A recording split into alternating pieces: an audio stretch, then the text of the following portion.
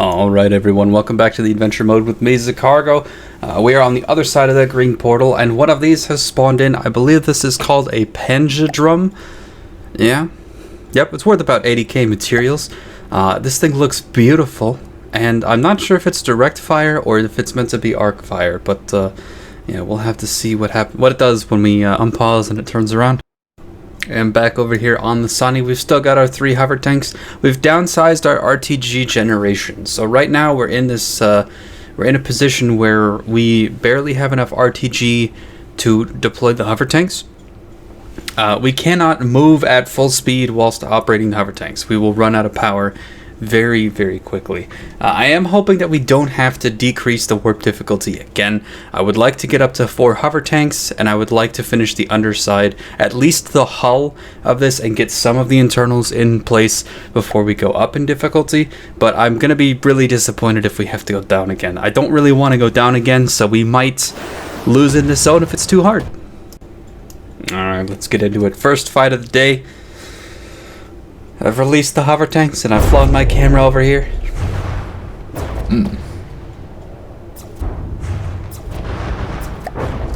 Yeah. Man, these ships are so pretty, but they're just so covered in wood and decoration.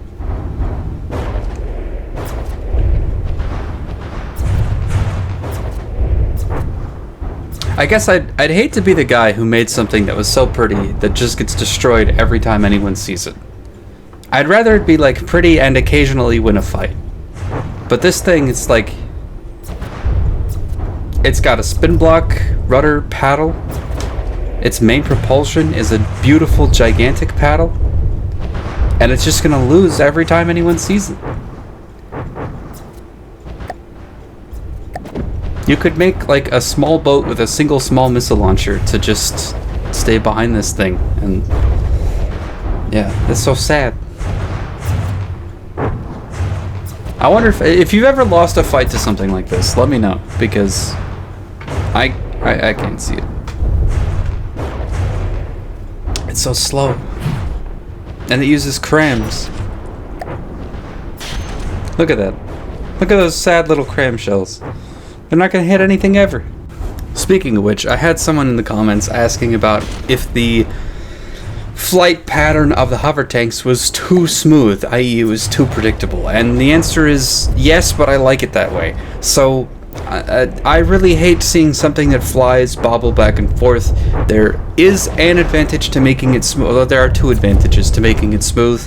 The first is it's very power efficient, so the things have a limited battery life, and every bit that you overcorrect. So when you wobble and you wobble left, you have to correct that with a wobble right. Every bit of overcorrect costs extra engine power, so it does cost extra. And the second is that it is a firing platform for an APS, so the more smooth it can operate, the easier it is for the APS to aim and fire.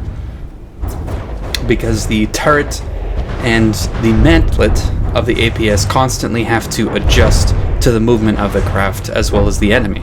So by making it smooth, it is easier. But no, it's definitely more predictable to hit these things. They do have an advantage of moving at between 40 and 60 meters a second. They fly, they can change altitude, and they can turn on a dime. So we don't really have to worry about crams, but, you know. Alright, so here we are quite a while later. We've taken a bunch of little fights, but more and more things keep spawning. So right now what we've got here is a tiny little Steel Strider's craft. It's one of their early game designs. Just a couple of simple weapons and a couple of small APSs. This is nothing really to worry about. What I am worried about, however, is the large number of random things that are surrounding me. And you might notice that I only have 100,000 energy in my batteries. Not the 600,000 that I can hold. Nope, just 100,000. So all of my hover tanks are battery powered. They take power from the main craft to continue flying around, and we are low on RTGs. So we are running out of batteries, and we have a lot of little enemies to face. And we have made a whole bunch of money, so I'm probably going to go back under deck and drop a whole bunch more, or drop down another RTG compartment, rather. But there's something I was looking for. Something big had spawned in. Where is it? There it is. Oh, it's one of the cooler Onyx watch designs. Let's go check it out. What are you? Is it the warrior? No, it's the mace. Okay. Alright, well the mace is officially the most dangerous thing on the board, and it's got crams, and just as I was applauding my craft on how the hover tanks don't generally get hit with crams, it's worth pointing out that they are out of batteries and can't fly, which is their main defense against getting hit with crams. So, yeah, we're gonna add some RTGs below deck. We're gonna unpause this. It's gonna be a battle royale, and hopefully we survive it and come out the other side with some resources.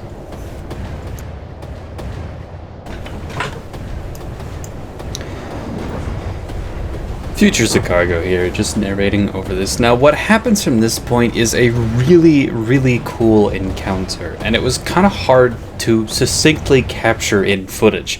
But basically, being surrounded by enemies and low on power, I had to constantly make the decision as to where I was going to point my tanks, because they have missile interceptors on the front of them, which craft I was going to shoot at, whether I was going to finish something off for its resources or continue trying to disable other craft. And I ended up in this really weird scenario where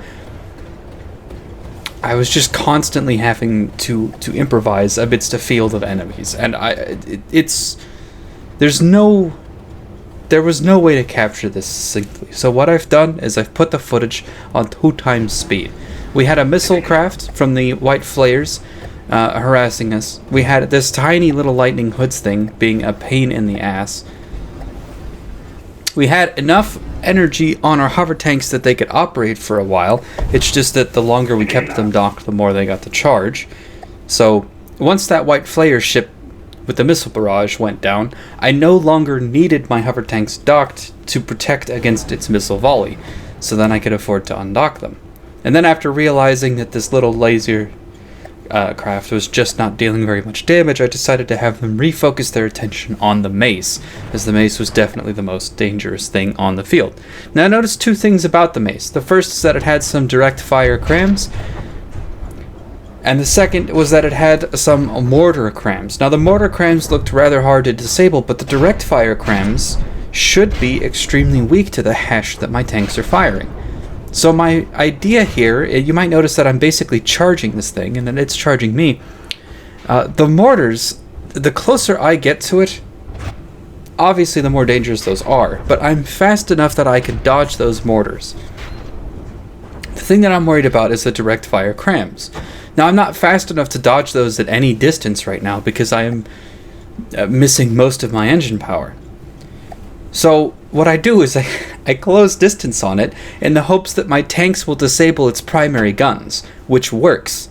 And then I jiggle back and forth, making most of its cram shells miss. It's worth noting I definitely take some hits, but the front of my deck and the back of my deck have nothing in them. The back of my ship and the front of my ship are completely empty. It's just deck. It's just shell. So it's dealing very little damage by hitting me in those places. Obviously, it kind of suck if I lost one of my turret docks. But yeah, the AA guns that I have mounted on my craft are able to shoot down plenty of these crams. The interceptors from my hover tanks are able to shoot down some of these crams. And then the little jiggle back and forth is able to mitigate the damage from the rest of them. So this encounter was something that I never thought I'd actually be doing. And then in the midst of this, there's also 5 other smaller vehicles circling us the whole time.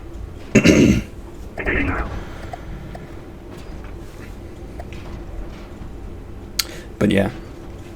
This kind of just showcases something that I love about the adventure mode is being in control of your one vehicle, because oftentimes, especially if you're watching, a campaign fight where all of your vehicles are AI controlled, you'll watch one just make a stupid decision and go directly into the line of fire or something like that relative to other stuff. And there's something so fun about being on the verge of dying. Make no mistake, if that mortar cram volley hit me center of mass, that probably would have been the end of the run. If they bombed out my RTGs right there in this situation, and all of a sudden I started losing power, and my hover tanks started losing power, we probably would have lost this fight. So yeah, if he had gotten a lucky hit here, we easily would have lost. But yeah.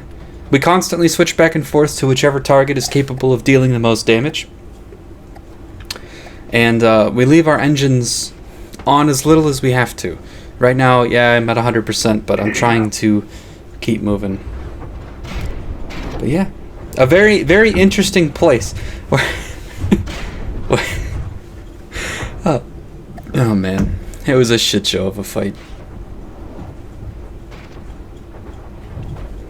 But yeah, we ended up disabling most of this thing's guns. It has, I think, 2 guns currently left, but all it really takes is a couple of good hesh hits, and then those will be down. And then that thing should go down soon. And that should give us a nice payday. Hopefully, we will soon have a 4th tank. Alright, so we're a few minutes ahead further into the Battle Royale. We've recouped a little bit of engine power by, for the most part, chilling, but the number of enemies is not exactly decreasing. So we're going to start making for probably a red portal, because I do not want to decrease this. And this thing's getting a little close. You know what? We're a lot bigger. Let's just ram it. Why not? Get rammed, son. Maybe you shouldn't... Get the... Wait, is it stuck? Oh, man. Okay. Let's save in case a stray bullet takes me out. Because stray bullets do not end adventure runs for me. My craft getting defeated ends the adventure run. Is it still stuck? It's still stuck. Yes! Okay, this is a payday. Now where is your AI?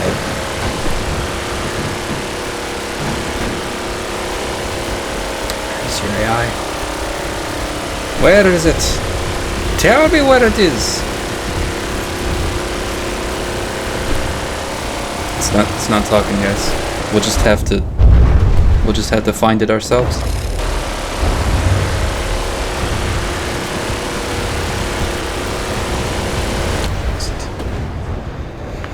Where is it? It's probably not back there. It's probably over here somewhere. That's on the engine. Should be in like the first third. Yeah, there it is. Oh god, water please. Can't see. Okay, got it. Yes. Wonderful. Scrap that. Go from 92,000 to 102,000. Easy. We got 12k from that. Wonderful. Somali Pirate Simulator, boys. Alright, so here we are about 20 minutes later. We're coming up on a Warden. The Warden... This is actually a pretty good camera angle. The Warden is very vulnerable to the Hesh that we're firing, especially given that we can surround it and just pepper it with Hesh shells, so this thing is going to become very disabled very quickly. Just, of course, wonderful. Now, we've cleared a lot of the smaller enemies off the board, and we haven't actually had to flee through a portal, which was wonderful. You might notice that we have picked up another 15,000 resources, and that somehow we've refilled our batteries. There was a stretch where nothing was currently firing at us, so I dropped down a whole bunch of very large RTGs for a couple of minutes, and we just refilled our whole battery banks that way, and then I got rid of them because they're a massive vulnerability. So yeah, we were able to recharge during a calm moment in the storm. We now have... Looks like... Is that a casket bolt again? No, I think it's too big to be a casket bolt. Doesn't matter. It will die like the rest. Yes. But yeah. Got this Warden. Got that airship. It might actually be a casket bolt. On second thought, it's probably a casket bolt. But that's fine. It'll die soon. So, the thing's guns were mostly disabled, and I decided to help by ramming it. Didn't accomplish very much, but it certainly entertained me for a minute. One of these things spawned in, so we're gonna blow it up. And one of these things, so we're gonna blow it up too. Okay, so I had to take a bit of an IRL break. Basically, I keep running into this, like every other time I try to load into the adventure mode, and I don't know what this error is, and I don't know how to fix it. All I know is that it's deleting an enemy, and occasionally it's deleting one of my sub-vehicles. It's only really happened with my resource buoys, so at absolute most I've lost like 1,000 resources. I'm not entirely sure if it even gave those back to me. I'm just a little concerned that moving forward, if I have to leave in the middle of an interesting encounter, or if I have an expensive sub-vehicle that fails to load. I don't know what's causing that, so if anyone does know what's causing this, please let me know in the comments if you know a way to fix it. From here, we take on more and more fights, like this little Onyx Watch thing. But before I even got to ask it its name, it just kind of charged me and died before I could find out. Then a familiar face, this particular White Flayer's airship, but against our missiles and firepower, it kind of just fell out of the sky. I don't actually think it even touched us. And then I was building on the craft when I got ambushed by one of these things, and we took a whole ton of damage. This thing is an asshole, but we didn't have any torpedoes. We didn't have any defense against torpedoes. So we kind of had one option. So I grabbed my minigun. As much as I don't like the Rambot's minigun, I said, you know what? I have literally no other weapon system that can work against this. So let's just go on a little deep-sea diving operation. As long as we hug the bottom of our boat, we should be okay. And can I disable this thing's ion gun? I think so. I don't know, but I'm dying, and it's been a while since I've saved. Thankfully, build mode pauses it, and just need to... There we go. Wonderful. Easy. Wasn't even close. Now, where the hell did that thing go? I can't actually tell. Let's get back into the control room and check and see where that thing's at. Pretty sure I disabled its gun. Did it just run? Is it just running? That little shit! It's just gonna try to ion blast the bottom of my boat, then run away? Alright, whatever. So I spawned in some of my subs. The Reaching Rounders. I showed these off a little while ago. They basically just have a volley of 6 torpedoes, but this one decided it wanted to sit on top of the boat. And that's not allowed. Get your ass back into the water. There we go. Alright, now, I've currently got 8 propellers, and they're all currently overclocked by 4 times, so I figure if I just drop down a whole bunch of propellers, I should be able to run them at not drastically overclocked, which means that I should be able to use power a lot more efficient. I should be able to get more thrust by tuning these down. So, gonna plop them down, gonna get rid of the old ones. So then another one of those little shits spawned, except this time he decided that he was gonna charge this Onyx Watch ship over here. And this little tussle was so entertaining to watch, because you might think, okay, hang on. That little White Flayers thing with the particle cannon, he's got that Onyx Watchcraft by the balls. But the Onyx Watchcraft is like, hey, you know what I have? I have giant cannons. You know what you shouldn't do to someone with giant cannons? You shouldn't get too close. I just need to line up a shot. We're all the way over there. We're slowly approaching. We're just watching. Little particle cannon thing says, yeah, take that. And then the Onyx Watchcraft says, it just tries to fire point blank. It bounces off its own armor with one of those shells. It's firing mortars. This is not the optimal scenario for a mortar. It's got to be said. It really has to be said. It's not optimal for mortars. But I keep thinking, and there it is. The Onyx Watchcraft just needed to land one shot on it. And that's all it took. The thing is now dead in the water. It can't move. So the little shit got exterminated by the Reaching Rounders torpedoes, and the Onyx Watchcraft was not long to follow. With the Onyx Watch Mott dead, there was nothing else on the map, so we set our heading for this resource zone. Looks like it's got about 13,500 in it, so that's very nice. Very nice. As you can see, I've done a little bit more work on the hull.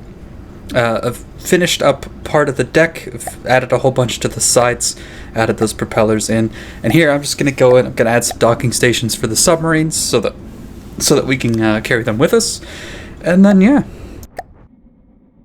and then we make it all the way over to the resource zone. Now, I'm thinking we're coming up on 20 minutes, probably a good time to call it for today. If you did like the video, please press the YouTube buttons. This does take, condensing 5 or 6 hours of gameplay into hopefully an entertaining 20-minute reel. I would very much appreciate it if you'd press the YouTube buttons, but other than that, it's the 4th of July, so if you're in the States, please do enjoy that as well. I've been Zacargo. This has been fun, and I look forward to next time. We're coming up on the amount of resources where we could start upgrading our basic bitch hounds up to the Blood Hounds, which is a variant. I've completed that variant. We'll be showing it off as soon as we can start spawning them in. We've also got enough work done on the hull that we'll be able to start sorting out internals after not too long, and hopefully we'll be able to redo this Citadel as well. The Citadel is probably going to triple in size. It needs a lot of detection. But yeah, we'll get into that next time. I've been Zacargo, and this has been fun. I'll see you next time. Bye.